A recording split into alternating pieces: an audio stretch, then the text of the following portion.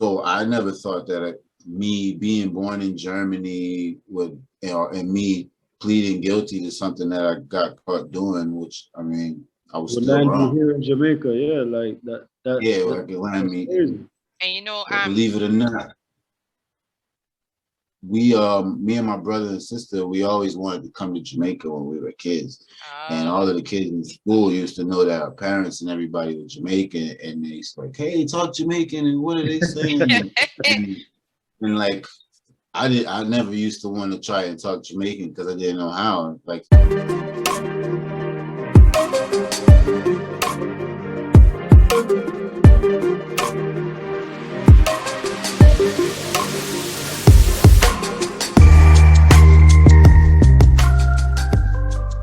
guys, welcome to another episode of Overcomaz. This is Marsha and my co-host is Andre, and today we have Reuben Simpson, a photographer from Jamaica. Wagwan. hey, what's going on, guys? How you doing? I'm good. Yeah, bro. Blessings. All right. So we're happy to have you here today to share your story. Many persons would like, to know stories like these. They keep encouraging us to come with more stories. So we have an interesting one today. So Reuben, tell us a little about you. Thank you. Oh, thank you. Yeah, so I'm Reuben. I was born in Germany to two Jamaican parents. My father was actually in the military. That's why we were in Germany, but didn't really spend much time there. Most of my life was in America, in New Jersey, which is where I grew up. My parents did get divorced. I was like 7 years old. So basically, it was a one-parent household. Although I would go from like my dad, I would stay with my dad for a year sometimes, or for like the school year. So I would go, me out of my brother and sister, I would go back and forth from my dad to my mom, brother and sister. So yeah, yeah, that's basically where I'm from, where I was born. So So yeah, I'm from New Jersey. so what was it like growing up in New Jersey? Tell us about, school life, family life, etc. Well, let me see. Coming to New Jersey, what I can remember first coming there, I was started kindergarten. So I was like 5 years old, and 2 years after that, my mother and father split up. So it was kind of rough because I had a younger brother and an older sister. So for me now, growing up in New Jersey, with just my mom, which was works very hard, and dealing with the whole being single, heartbroken, stuff like that. Yeah, you know, yeah, she kind of like was never really around to kind of guide me. And the only times like when I would go stay with my father, he wasn't really around either because he would work. So it just I would be on my own a lot. So I didn't really have any Guidance. big brother or anybody, no guidance or anything like that. Yeah. I was a quiet kid. Go around my peers a lot and just soak up everything. So it's like basically everything I learned really was From the streets. outside of my family. Yeah, it was like kind of like on the streets, but because I mean, we would say like I didn't have to be on the streets. It's just that because nobody was home, nobody knew where I was, so I It could kind just of gave you wander. the free time to roam, basically. Yeah, basically. So I'm kind of that type of person now due to that. Like I've always been that way. So I kind of, even with the photography, I like to kind of roam and just take photos and capture different scenes. I really I like candid photos. So like I do like street photography, or I like to catch people in their natural element. So I'm starting to try and work with photography with models, males and females, like taking pictures of people while they're posing. That's something that I'm moving into now. But yeah, um, but let's just say like back in America, in New Jersey, um, I knew I always had a passion for the camera because I remember I used to work at a 1 hour photo place. This is before like digital cameras when we had the disposable ones where you, yeah, and I would always get those disposable. Yeah, I would always get those cameras. And like I would always beg someone to buy me one when we were in the supermarket or the pharmacy and snapshot. And I remember I got a job at CVS. I think I was 17 years old. It wasn't my first job, but just to say, me and my sister, my mom, she tried hard. We got our first jobs. My mother had actually like, I don't know, she like kind of like fixed the birth certificate, like so that we would be 1 year older. That's how me and my sister got our first job. So like my first job was actually in Burger King, I remember, and flipping them burgers. I wasn't there very long. Yeah, I was flipping burgers, definitely. I was on the Whoppers and I was serving the orders, and I went to just like cleaning, like doing janitor work, and I didn't really like fast food and like working. And I don't even like. I'm not a good cook, so like yeah. Yo, listen to me. I work in a restaurant. I worked at Mother's. Yeah. I worked at Mother's for 2 weeks, right? It's after the first week, it went from just making patties and just preparing the food, cleaning the bathroom and cleaning. I said like, yo, after 2 weeks, that was it. It's enough fear. Listen to me. That was it. One time working at one supermarket because me did want to go some face. So I'm working at the supermarket for 1 week, save the money because some face I'm gonna go back. I couldn't do it. That's me. Like, I mean, like people will tell you like one thing about my teenage years, especially after my first job, I was kind of, people would ask me how I get a job so easy, but like I had this strategy where I would walk into any store and grab a application and ask for application, I'll fill it out, bring it back either the next day or even give it back to them at the same time. And I'll go home and I will call them the next day, maybe the day after, and say, hey, I filled out an application for some employment there about a week ago. It wasn't a week ago, but I'm like, just want to know if anything's still available or if anything's open. And I don't know if it was my luck, but every time I called any place, they were like, can you come in for an interview? And I'm always like, yeah, sure. And I would go there. I don't know if it was a charm or something I had or whatever, but yeah, I would just like grow on people immediately. And that's how I used to get a lot of jobs. And just to say it was a lot of experiences because I would get a job and because I'm still doing the application thing, in 2 weeks, I might get another job or a 2-job offer. So yeah, and the only thing that I wasn't really, what I didn't learn was to give notice. So I would just like, I'm done. I'm gonna bye. Yeah, like I didn't know about the giving 2-week notice thing like that. So my mom, she was always like proud of me for that. Like she's like, I don't know, he's finding all these jobs, so it's whatever. But me being a roamer and just wandering is like I'm just testing everything out, I guess. But the 1 hour photo, that was like probably one of the best jobs that I could remember in my teen years. I was basically, people would bring me their disposable cameras now, and I learned how to use the machine to produce the picture, print them out and everything. And that was great. Like, you try not to like look at everybody's pictures, but it was like the kind of pictures. I'm sure the temptation was there. I'm sure the temptation was there for sure. Oh, I mean, yeah, because it's like dropping out right in front of you, and back then, there was no delete, so there was it just print everything. So, Reuben, you spoke about jobs, right? While you're going to high school, did that deter you from your schoolwork?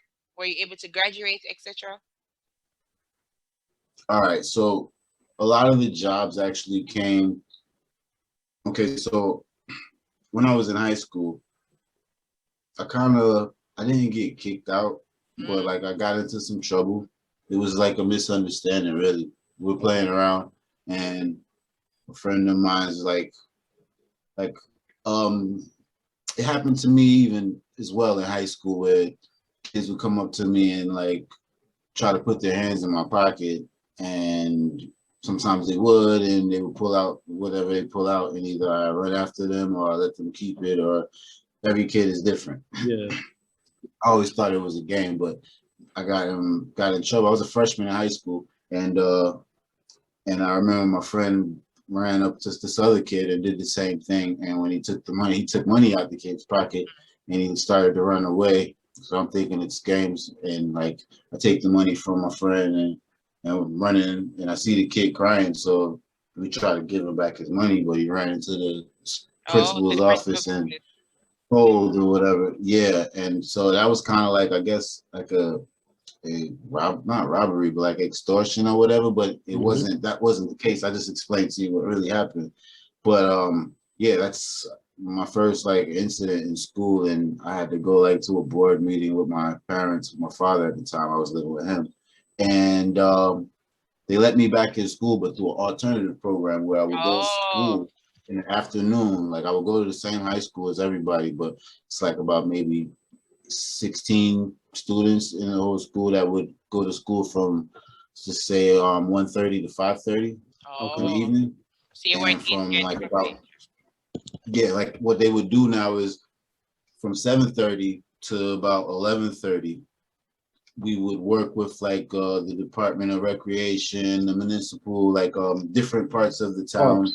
Yeah. So you would either work with Parks and Recreation, with the traffic people, painting street signs. So they kind of like taught us to work. So we would have to go to work in the daytime. So it's not like we don't gotta go to school. We basically started learning about the workforce and things like that. So so I was basically in a small class for majority of my time in high school, especially like at that school. That's where I played football, and like I was really into football at that time. I was used to winning and stuff like that. That's when I was actually thinking about college, because I always thought, okay, I'll get a scholarship playing football, and I wanted to be in the NFL. And what position did you play?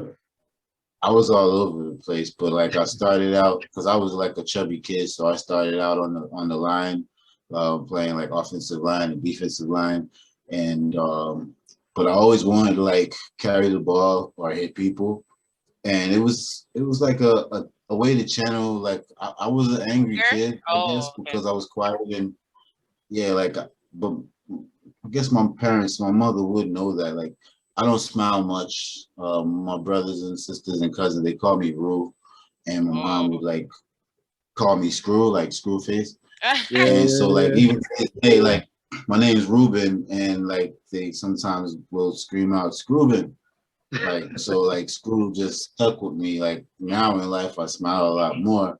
But I mean, back then I was going through a lot of things, and nobody really knew, so it wasn't like I had anybody to talk to, or not say I didn't have anyone to talk to, but I just didn't talk to anybody. Yeah. And I was that football type of child. Football was an outlet for you to just channel all of that. Yeah, well, I was begging my mom from like the age of like 7 to play, because you could play at that early age, like from 7. Little league or something like that. Yeah, but she would always like say no. I guess she'd think about getting hurt and stuff like that. But then I guess she realized I had a lot of aggression in me. So by the time I turned 12 years old, she was finally like, oh yeah, sign me up.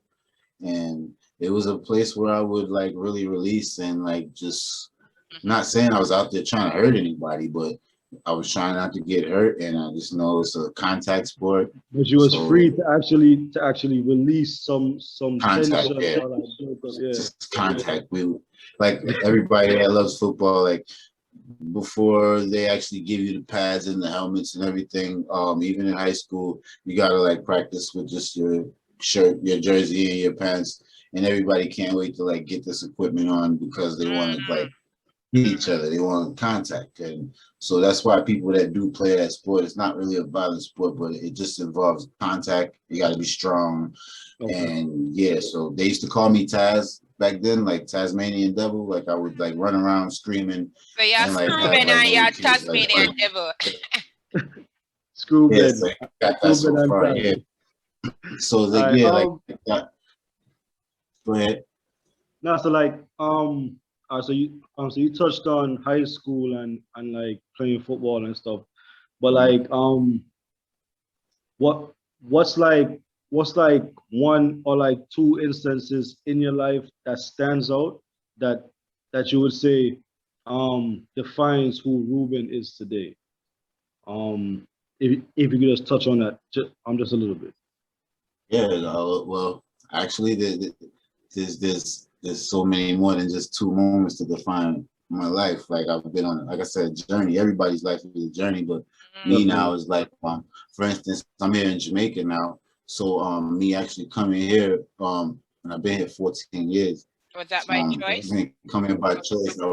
I was actually sent here, deported here, and I wasn't born here. I've never been here a day in my life, and my family, there's no family here. They migrated before I was born, so they didn't have anything or anybody here. So for me to come here, and then also they like told me I could never go back, and like I didn't like kill anybody or cause any harm to anybody in that way. Like I got caught with some drugs. Like my friend, like a friend of mine was like had me give something to somebody else, and that somebody else was like an undercover officer, like a police.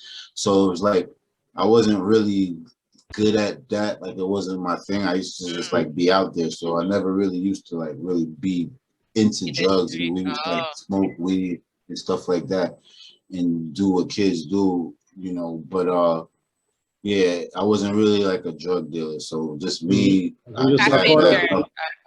yeah. So, and me now, even when I was a child, if I get in trouble, or if I did, then I always like fess up to it and just take my spanking or whatever it is, and because I want to know what's next.